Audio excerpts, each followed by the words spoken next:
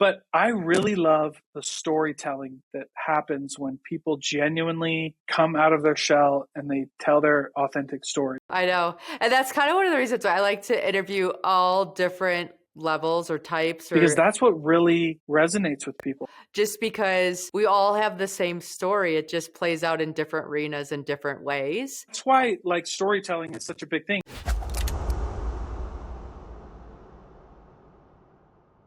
Today on the podcast, I have Dalton Jensen as a guest. He has been a huge light on my journey of becoming a podcaster. He is a very connected man in the podcasting space and actually helps people take their podcast from zero to wherever they desire it to go. We talk about all things podcasting and why it's so good to have for a personal brand and how it helps you hone your story and make an impact. So without any more further, let's get into the conversation. Hi, friends. I have my friend, Dalton Jensen, here today. I was on his podcast a while ago, and we're finally into our season far enough where I think his knowledge on podcasting will help all the listeners today. So, Dalton, thank you for joining us. Oh, no, thank you, Jen. This is such a big honor. So I'm grateful to be on here. Thank you. Yeah. No, your expertise in this space is like, as I'm getting more into podcasting and more comfortable with it and more familiar with it, I'm learning like, oh my gosh, there's so many benefits to podcasting.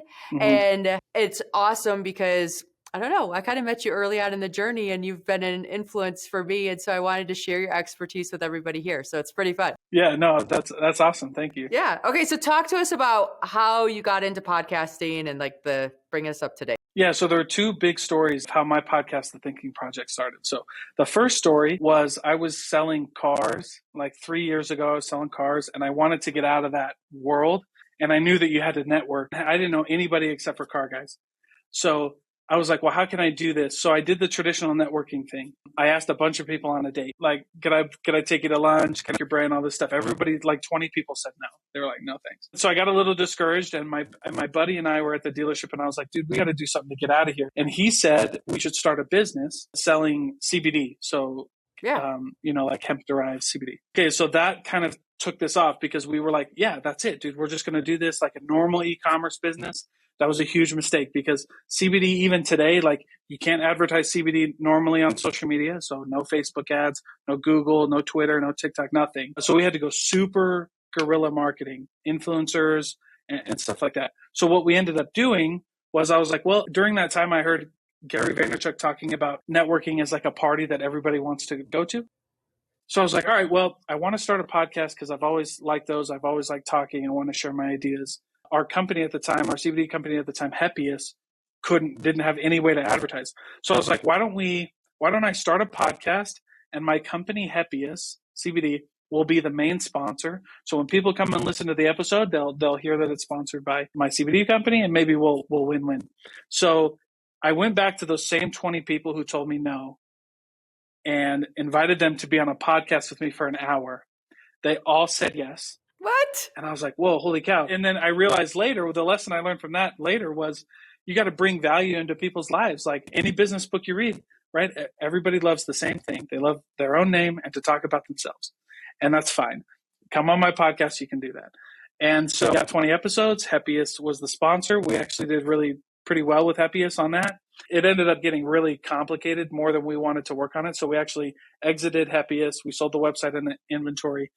And then I kept my podcast. And so that's how it started. It started as a way for me to market a company that I had created and to network. So I ended up getting out of the car business, selling my first company. And then here we are 3 years later, meeting amazing people like you, Jen. I love it. Okay. So the podcast is what stuck, right? Like it was, but I like how you used it as a way of distributing another product, because I do think a lot of people get into podcasting for that reason.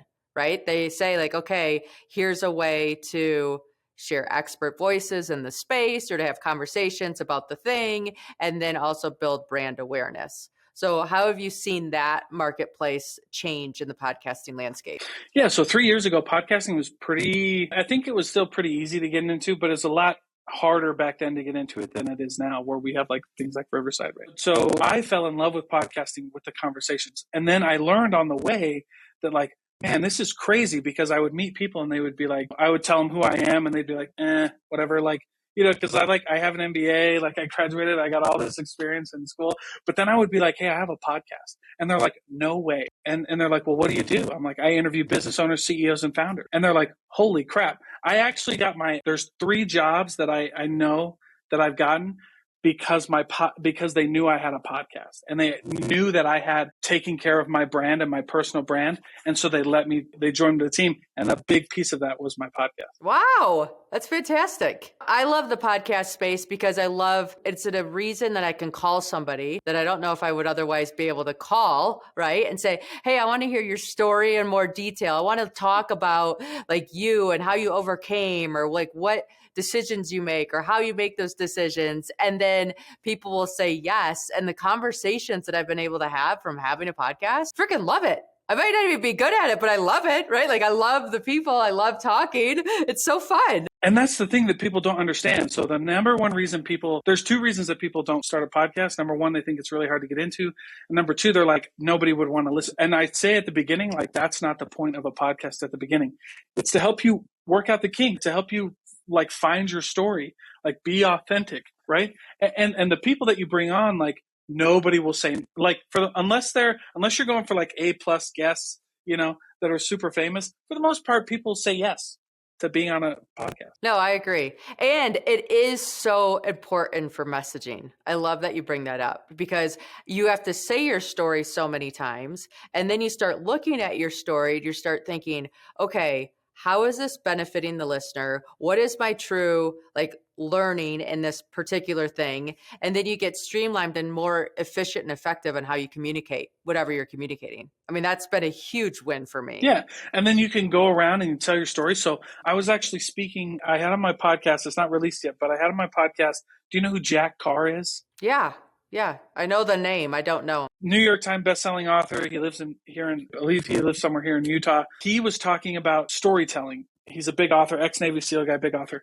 And he was talking about how in his business, he was like the story and your product should be like very polished. And then as you bring it out, people will start to resonate with that because it's your story, right? Like, how do you tell the difference between different brands? There's so much competition today, right?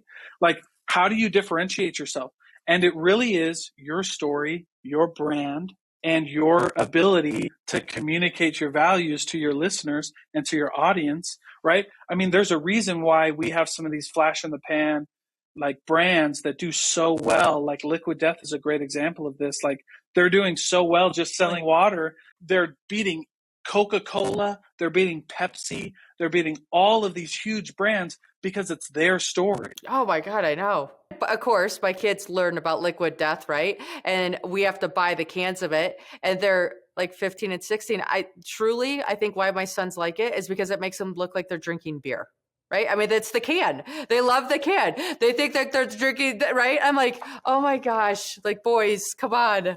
But then you read the story of Liquid Death and they just did a great job of being like, we care about the environment, death to plastic, like recycle and all these things. And they did it in a really fun and unique way. And I don't know if they have a podcast or anything, but the idea here is like, they did such a good job at like connecting with the people that they're listening to. And so what do you do if you're not Liquid Death and you don't have $100 million to spend on marketing or whatever, right? And, or you don't have like that resume of being in Silicon Valley and the backing behind that, right? What do you do if you're just Dalton Jensen, right? Who is trying to get his next job and trying to figure out what the hell he's going to do with his life, right? Why don't you start a podcast, start branding yourself as something, you know what I mean? And you don't even have to have a specific, like, I don't know what I'm going to brand myself. I don't give a shit. Start interviewing people. Right? Start figuring it out. Start like talking and working this idea out. One of the big names here in Utah is a company called Brandless. They're throwing their consumer summit here in a couple of weeks. They threw their last consumer summit. And the biggest takeaway I think that we got from that was consumers are starting to do business more and more with companies they share the same values with. Right? Mm-hmm. Like if I know the CEO, so like a really good example of that is like Cotopaxi. Like David Smith is a salt of the earth. He's the guy. And we love Cotopaxi because he's so, you know what I mean? Because that mission and those values have been excellently communicated. And Davis has gone on podcasts and he's active on LinkedIn. And, it's a wonderful brand and a thing to be a part of. Same thing with like Brandless, women empowerment, acquisitions. we love to do business with them.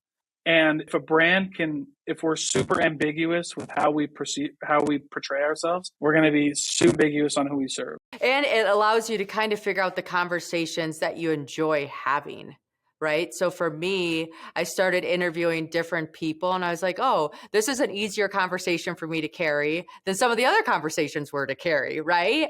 And then it allows you to be like, oh, well, I want to do things that are fun and playful. So I want to start interviewing more people in this realm. And then you kind of start building your network just because you start figuring out what conversations and what things interest you. And if they interest you, they're going to interest other people. Right? Because people will be able to tell that you love it. Like, we are at a point in our society right now where people can tell when something's bullshit. Like, when someone's lying to you. Like, I know that, for example, like I'm talking with somebody or I'm talking with a brand and I'm like, I know you're not really into it, right? Like, you're just in this for the money. And if that's the second anybody gets a whiff of that, we're out. Like, we don't want to that's not fun for us. Like, unless you're Amazon and we have to go to your website to buy this thing, if we have an option, if there's a second option, we'll take it the second that we can. So being authentic is huge. And podcasting is a great way to do that because it's not a Marvel production. Yeah, right. Exactly. It's us sitting here on our cameras, having a real conversation.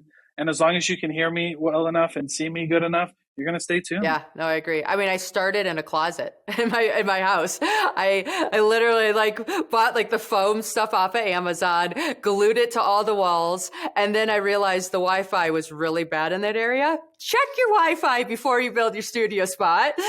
And I was like, I had this cord running from the router into the room and then a kid would kick it. And I'm like, oh my God, never mind. We're moving the podcast space. It's an evolution, all these little pieces that you kind of learn along the way. And it's fun because the lessons I've learned in podcasting, I've definitely applied to other parts of my life as well. So, yeah. I interviewed, well, just to your point, I interviewed Susan Peterson, who's the founder of Freshly Picked, like this $15, $100 million company.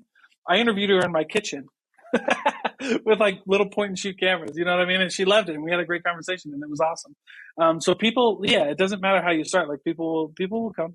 Okay. So how do you get guests? Because that is a struggle for a lot of podcasters and how they get guests on the show. There's a lot of ways to do it. I like to get a lot of referrals, but it's kind of like your snowball effect. Like, you just start with the people that you know, like go through your phone. And if you're starting a podcast and you're your first guest, this is something I tell everybody, because this is a mistake that I made that I don't want anybody else to make. If you're going to start a podcast, pick your first 10 or 15 guests who they've either been on a podcast before, they can talk. Like, we all have that friend who, if I call them, I'm not getting off the phone for an hour. I think that's just what it's going to be. So pick your first 10 guests on people who can speak, because that's going to be super important and who wants you. So go through your phone and find those. Who those people are. This is the thing that nobody understands that I wish more people would. I almost never had somebody tell me, no, I will not go on your podcast. I've even reached out to like A+ people and they were like, no, like the timing's not right. Like, or call me in 8 months. That might be a no, but it was like, if I would have texted them at the right time, they probably would have come on. I don't take that as like a no. I'm just like, I asked Grant Cardone, big sales guy. He was like, hey, I'm busy for 8 months. So he's on my calendar to text in August. Nice. Yeah. Okay, so whatever, but don't be afraid. Like, this is people's story, right? So pick somebody who you're like, man, this guy shares my values, or I think he shares my values, or she shares and I think they're going to talk well, and I can ask them really cool questions. I've legitimately maybe had one or two. I've interviewed over 300 people. I've legitimately maybe had one or two people be like, no, just ask. Like, because most people don't care about the listenership either. Like, oh, I have to have 100 million listeners to get whoever on. Like, I remember one time I was in Gary Vee's Discord and he was on talking to people in the Discord. And I was like, hey, Gary, can I have a 5-minute podcast?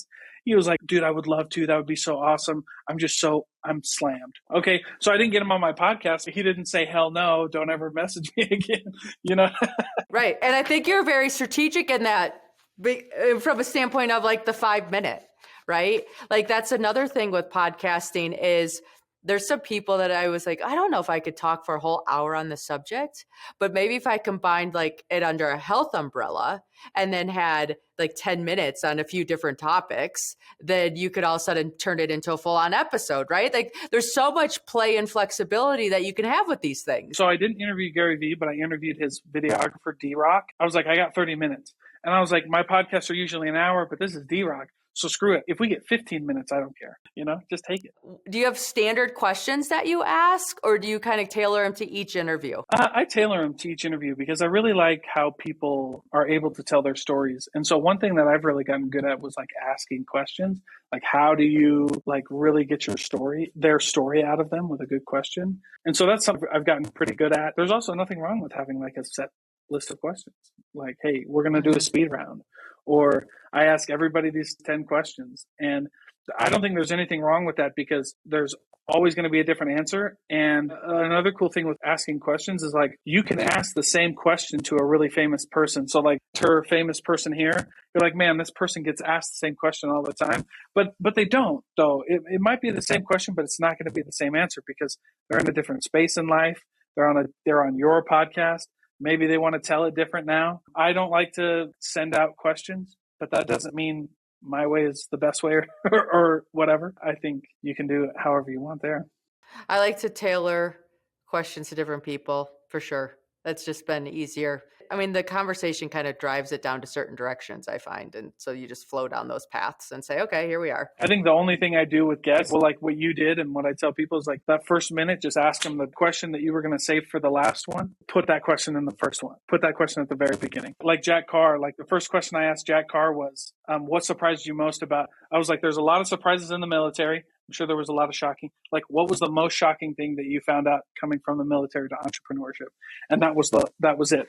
That was all we needed. That was all I needed to ask him to go for 45 minutes talking with him. And so it was great. Yeah. He's sold a ton of books because he's done some book signings up in Park City. How do you develop, do you have themes for your podcast or do you have like certain content rules that you want to follow? Because some people do seasons or they'll do like some of that. And what's your thought process on that, or what experience have you had?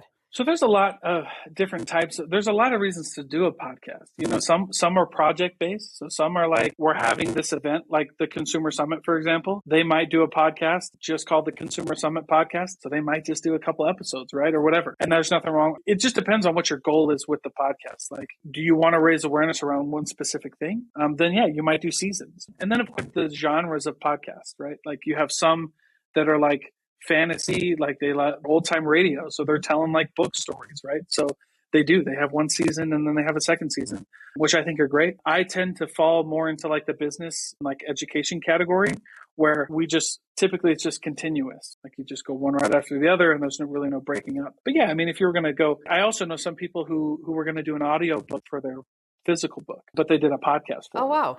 You know what I mean? To raise hype around it because they were like, I could sell the audiobook or I could give we could do some kind of strategic plan here to like give the audiobook in a podcast form to like, because the book isn't what I want to make money from. Maybe it's my Patreon or maybe it's my course or whatever. So we're going to do some kind of special podcast project where it's just the book. I mean, there's a lot of different things that you could do. But if you're in the business and education kind of where we play, Jen, I think continuous is great. Just like keep finding people. Just keep going. I love it. It's kind of an addiction. I get mad when I don't have a podcast interview that week just because I'm like, oh, I'm not going to learn from somebody else. Like I love learning from other people and just hearing how they do it. Like there's so many ways to do life. I'm like, why do you do life that way? Like, that's fascinating. Tell me more. Yeah, exactly. So if you want to just do an interview, just book as many as you can and keep going until you want to quit. Okay. So how do you define success in podcasting? You know what? I did the interview. If I got them and it went great, that's it. That's all I need. Because I've had some horror stories. Yeah. Tell me a horror story. Tell me. All right. So this one just happened and I wrote about it on LinkedIn. So you might've seen it, but this one, I'll probably never forget it. Do you know Gab Wireless? Yes. Yeah. I've heard about it. So Gab Wireless is the safe phone for kids and no internet, just no apps, just phone texting, right? I love their mission and their CEO, Nate Randall, is an amazing human being. He's a big proponent of single parent and like always rents out or like gives out his LinkedIn for a day to a single parent who like needs their next job or whatever. Anyway, like I said, amazing human being. He's got an amazing story. So we get to the studio, we sit down, and we start recording. And I'm like, everything's looking good. My producer's back there. He's like, everything looks good. And we're just rolling. And it was probably one of the best interviews I've ever done. Probably because I asked all the good questions and he was so good. And I go back to listen to it. My mic was off the whole time. Oh my gosh, that's terrible. So the whole interview is unusable. Like, it's on my computer. We might chop it up into shorts. And thankfully Nate's coming back. But like, those are just the things that happen in podcasting. But you know what? Like, it was a humongous success because nobody will be able to listen to that. I may listen to the second one, but it won't be as good. But for me, we did the interview. Like, I never thought that he would come on my podcast. It took a minute to get him on there. But the three people in that room, I think we all became better people because of it. And so that's why I define success as like just doing it, just showing up. Like, I did it because anything can happen after you hit record. Like, well, I've forgotten to hit record before. So I've been at fault for that, where I'm like, oh my God, we didn't hit record. Like, how did I not do that? I was like, I've been there too. I've been in there too. Or like I bought really expensive mics. Like, if you come to the studio, really nice, like flagship microphones. And one time we did an interview, and this was when I was producing it myself. So I would like have my laptop in the middle and it would be like recording and stuff. And I remember hitting record and I'm like, the levels look weird, but we're in the middle of the podcast. Let's just go. I recorded the whole thing on my MacBook audio. Oh, darn it. You know what's so funny about that though? It was still listenable. It was one of the most listened to podcasts that I've ever had. What? Because she had so many interesting things to say that people didn't really care if it. But I was like, dude, I have $400 microphones and people were listening to it on my MacBook. Like, if that doesn't tell you just start your damn podcast, like, I don't know what does, you know? Oh, it's so good. Right. I mean, how awesome that Nate's coming back on too. Like, that shows how good of an interviewer you are, because if it wasn't really worth his time, he'd be like, never mind, forget it. Congratulations. That's a big compliment. I would take that. What are your thoughts on like the monetization game with podcasts?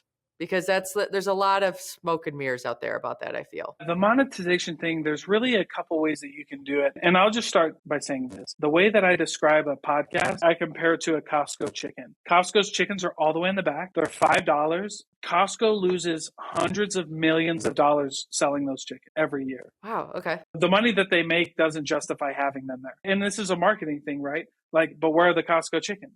All the way in the back. And how many times do you leave Costco only with a $5 chicken? The answer is never. Never.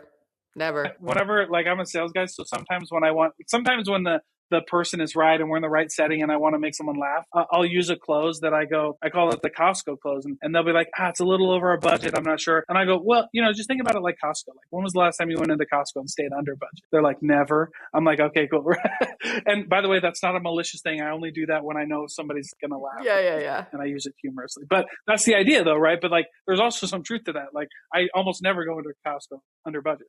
So all of that analogy to say, like, podcasting is almost like a loss leader in the marketing scheme of things. It's like a Costco chicken or an Xbox. Like, the Xbox hardware doesn't make any money. They make money when you have to buy the $80 game. You're a boy, Mom. I'm sure you've had to do that. Oh yes, plenty of them. And then they come out with a new one. They're like, I need this Xbox whatever. And I'm like, why is there a new one? I don't understand. And then you have to buy new games for the new one. And now like controllers that vibrate and like all these things. You're just like, what? No. Yeah. I'm like, get outside. Your podcast is like your Xbox console or your Costco chicken. Like, this is to get people in the top of the funnel. So like, can you run ads on your podcast? Yes. You can, but the biggest ways to make money off of your podcast is a lead funnel, is a top of funnel lead magnet for you, so that people will go buy your course, or they'll join your community, or they'll look at your brand more, right? But like, you look at buying the next thing, right? Like buying your Xbox or whatever, right? You're probably going to do a little bit of research. Like, if you see a Facebook ad, you might click on it. But then you also might go like, we'll learn about this company, not through a Facebook ad. And what happens when you go to a company's thing and they have no social media?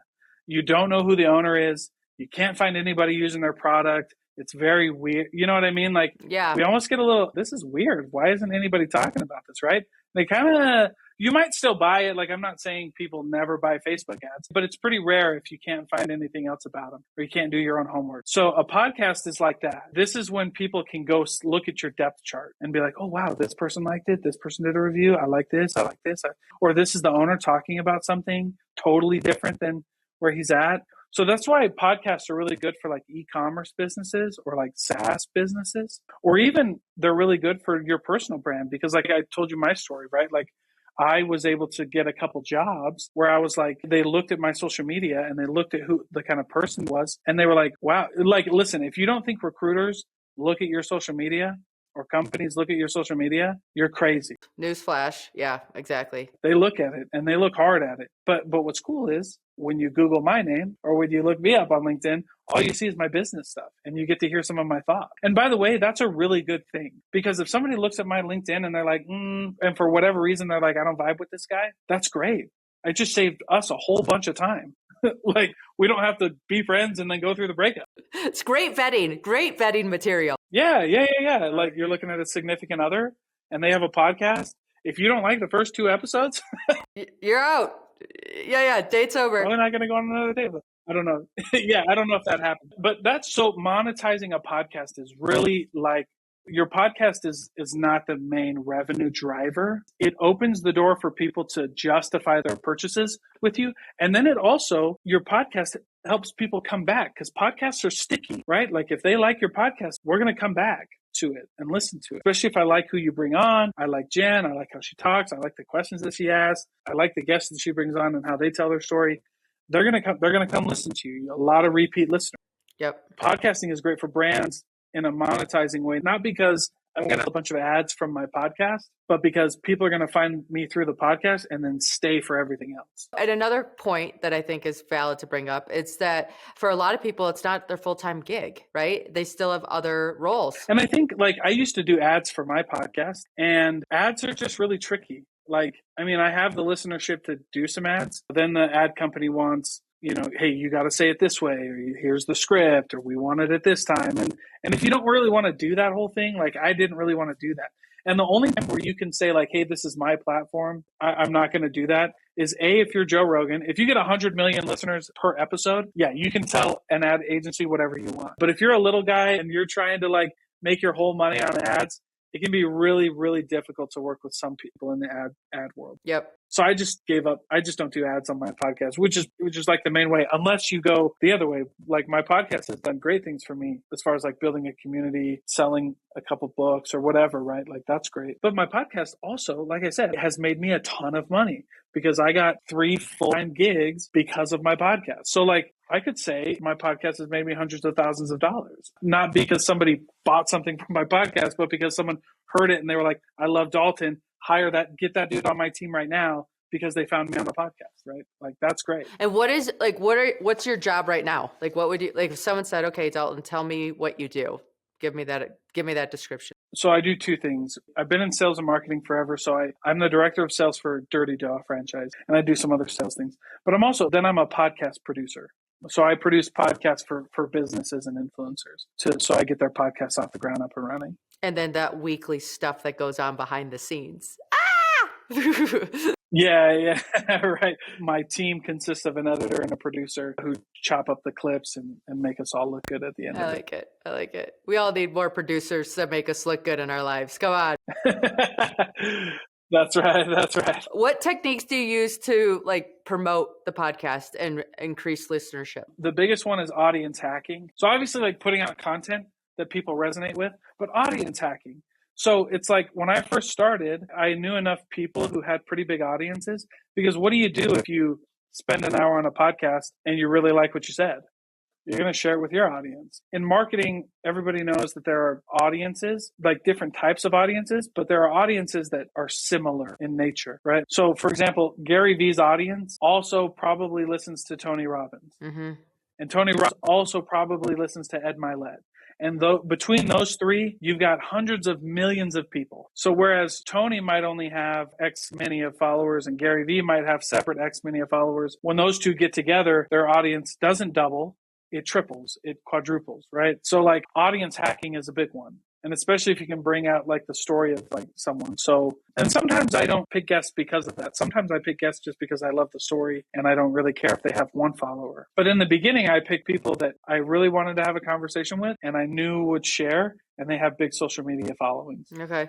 Because they need content too. So this isn't like a selfish thing for me. It's like, I only want people who have lots of followers because I want followers. Like, no, like you got to realize people who have 10,000, 20,000, 500,000 followers, like they need content for their social media. They need stuff constantly to put in front of their audience. And a podcast for them is a really easy way to come on, because what I do when I do a podcast is I'll send my guests the clips. So it's really easy now. You know what I mean? They don't have to do anything. It's all of them. They get to put it on there. So it's a lot of value for them. So it's not a one-way street for me. It's not me being selfish. It's like, hey, I want to hear your story. You need content. I want to hear your story. I need content. Let's do a podcast together. And your audience matches mine. So people are going to listen to me. My people are going to listen to you. And it's only a good thing. So, and it's free. I know, it's crazy. It is an hour every time. And you get to meet people from all over with all different kinds of stories. I love hearing what people, like what makes them tick. Like what makes you tick? Like what gets you excited in the day? Tell us that. Yeah, I really love helping people tell their stories. But like a real story. Like when you're on LinkedIn, there's buzzwords. And I wrote a post about this the other day about buzzwords. Like if you put value, empowerment, whatever in your post, you're going to get 100 million views even with just those words, right? But I really love the storytelling that happens when people genuinely come out of their shell and they tell their authentic story, because that's what really resonates with people. And that's what we love. Do you know the song Fast Car by Tracy Chapman? Yes. Why is that song so popular? Because everybody sees themselves in that song. We've all been in that song. You know what I mean?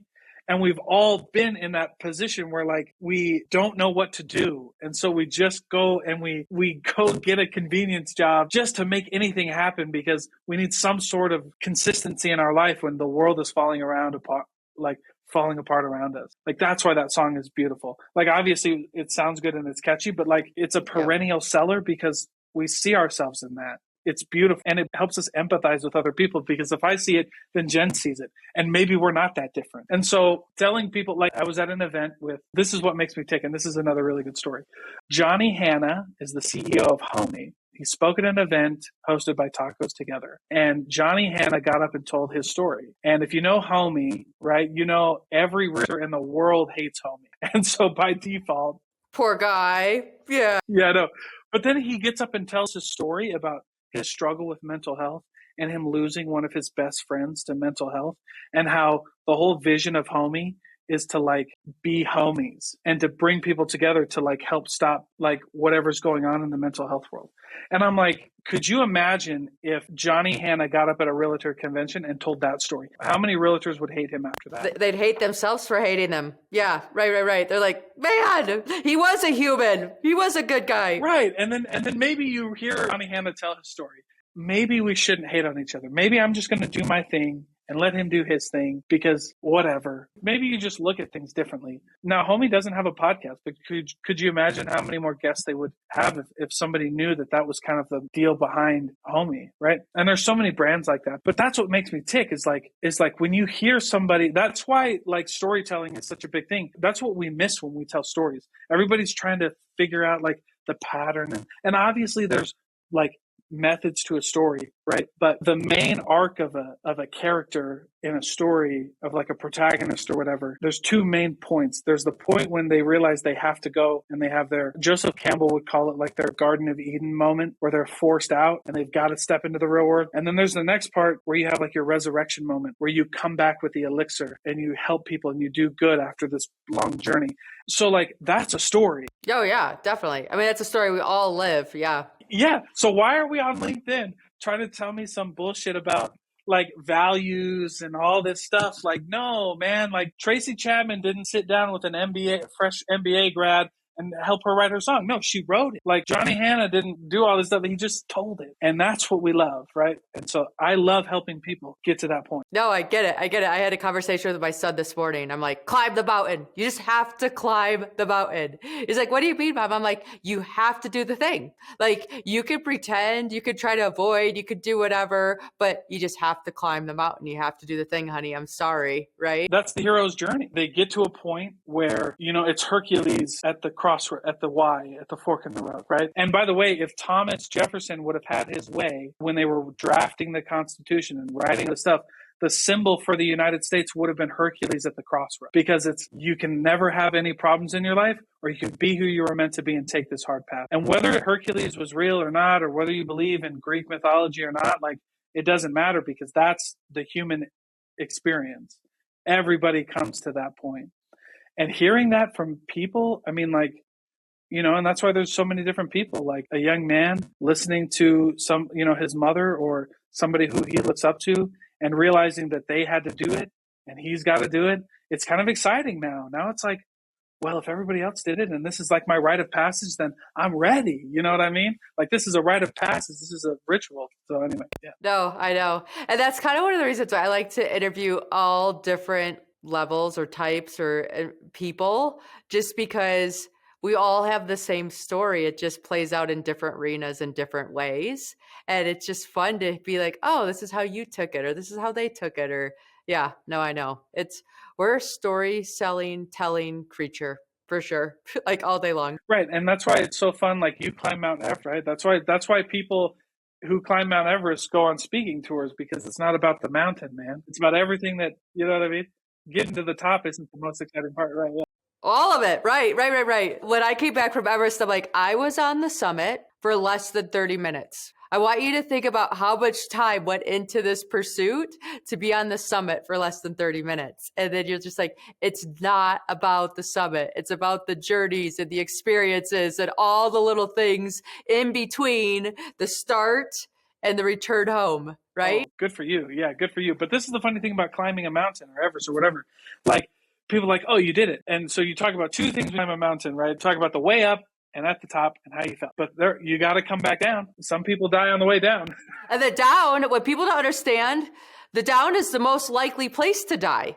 It's not on the way up. It's the down that's out, like, and it's crazy. But yeah, no, it's been fun. People keep asking me, okay, you have one mountain left. You have one mountain left. I'm like, yep, I'm leaving in May. And they're like, what's next? What's next? And part of that hero's journey is like sharing the lessons from the experience, right? I mean, I'm not really ready to jump into another commitment or goal at this time. Right now, I just want to like digest all the pieces that came together from this last pursuit and then share them with people, connect, and do all the good things with it. But yeah, it's pretty fun. And that's cool. And that's coming back. That's coming back. That's the hero. After done everything, he comes back. His journey's not over. It's him with the elixir now. It's how to save other people. It's, Star Wars. It's Luke coming back. It's whatever, right? Yeah, we all have it. Okay, so if somebody wanted to get into podcasting, can they reach out to you and contact you? And I know you're just a wealth of information on this. So where would you advise them to go and start and all those pieces? Yeah, I think starting a podcast is it's a lot easier than you think. And it's really fun.